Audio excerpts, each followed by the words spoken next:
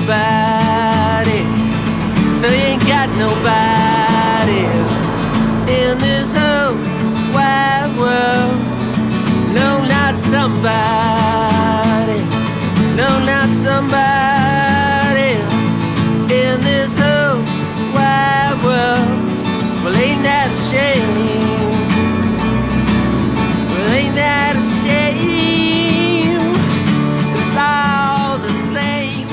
It gets pretty addictive pretty early when you're a teenager as well. I think the formative years of becoming a music fan, and you just kind of get obsessed with record shopping, going into it.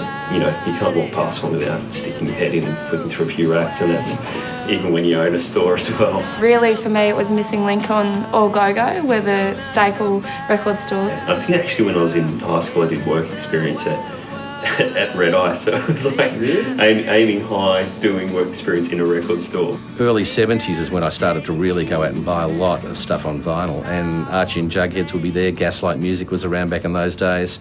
Pipe Imported Music was around in those days. Particularly vinyl that at that time captured me. I've really just always been obsessed with Melbourne's music scene and the amazing things that come out of here. Melbourne, I think, is the capital of music in Australia, always has been.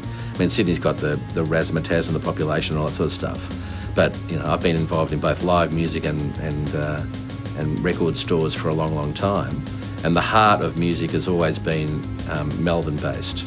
Melbourne just seems to kind of get out and do a lot more than what other cities that I've lived in or been in kind of do. They support everything that's worth supporting. It's a community. It's not a huge place, but you know, everyone meets everyone after a while here because of music. We have a huge music scene here, and some of the people that buy the most vinyl in particular are musicians and local bands that are obsessed with the, you know, not only the audio quality, but the idea of having, you know, a 1 in 300 pressing and you know, it being collectible. In terms of the music community, I mean, look, it probably starts and bonds a lot more in the live music scene and in live pubs and supporting that and going out and seeing bands play. But I think we're just another one of those hubs that it does happen that those people run into each other again in places like Polyester, and they, you know, have another chat and they talk about music more.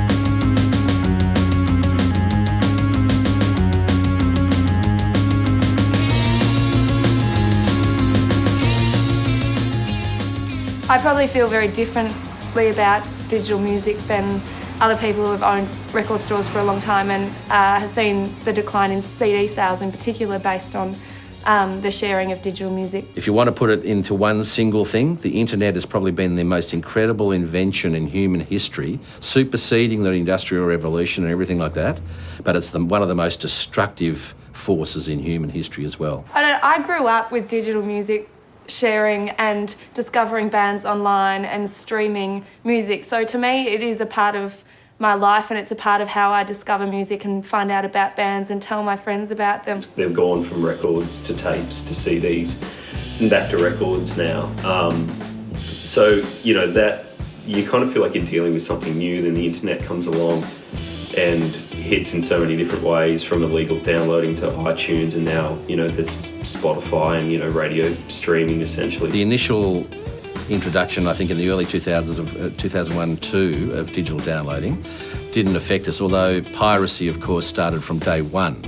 And the biggest impact, I still think, is the fact of illegal, you know, free downloading of music right from when it was available to do that for younger people. More and more every month and every year, like that kind of line is just being drawn in the sand between, you know, serious music listeners who like to buy records and people who are just happy to rip something offline or buy it off iTunes or, you know, listen to it on an online stream. We actually kind of embrace digital media in what we do here, very much so. We have digital listening stations in the store where people can listen to all the vinyl before they buy it, and without MP3s we wouldn't be able to do that. During 2009 and 10, we tried to embark on doing digital downloading in-house. So setting up our own alternative and independent digital downloading service. The great thing that lots of independent labels started doing with vinyl a couple of years ago was putting a download code in there so that they can get MP3 files of the album that they've just bought as well, which is a smart move and made it really easy for us that we didn't have to think about doing something like that. You know, it's like good on the labels for doing that. We put a lot of effort and time and money into trying to establish an alternative iTunes, but really the flow to iTunes was just overwhelming. Everybody had, you know, them as the number one priority as far as getting their stuff out to the general public was concerned. So any competition against iTunes was almost, you know, David and Goliath, just almost forget it.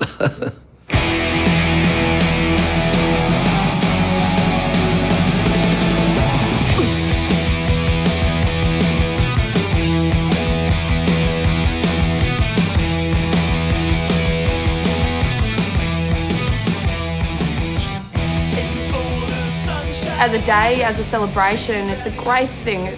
For us, it is the biggest day of the year, hands down. The last couple of years is just the media coverage has been like totally unprecedented.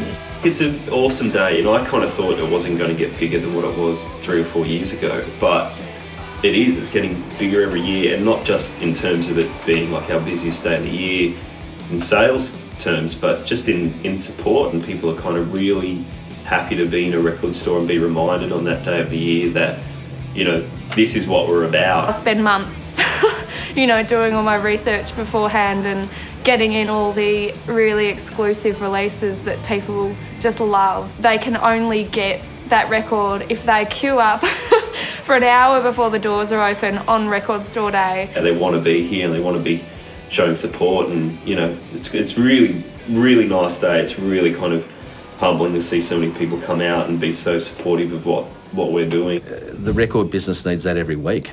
The record store business needs that every week to be able to generate interest. That's the problem.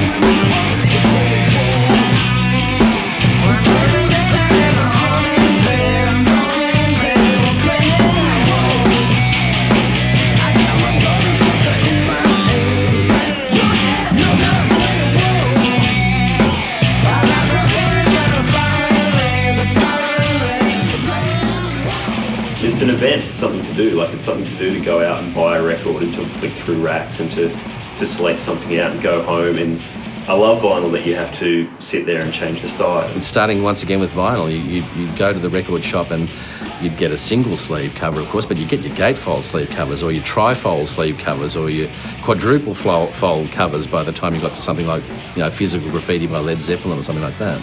You know, when our generations before were growing up, we had an attention span the length of an album, whereas kids today apparently have an attention span of the length of one song.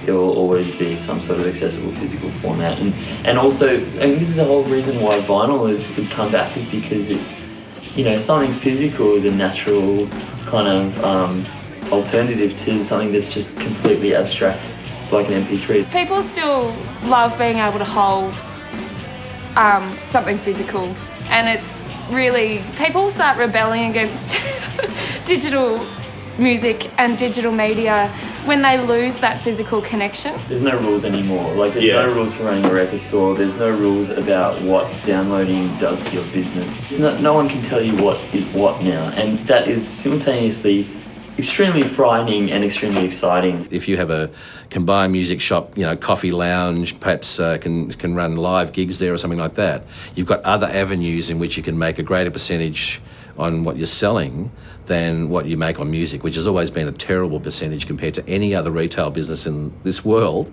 The music business is the worst as far as how much money you can make out of it. Just everything's out the window. It's like day dot as far as I'm concerned, and I feel fortunate we're very well placed to be able to perhaps adapt a little better than some others maybe.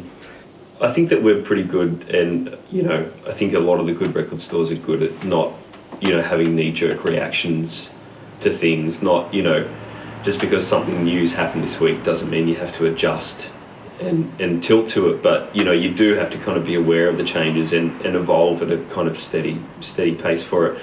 But look, really, like, just kind of sticking true to what you're doing and what you got into it for is kind of the best thing that we remind ourselves of every week. Vinyl always has its separate market, being that it's analogue, it's very physical, and yeah, I mean, a lot of people are saying, well, what about in 5 to 10 years? And to us, we're taking the risk.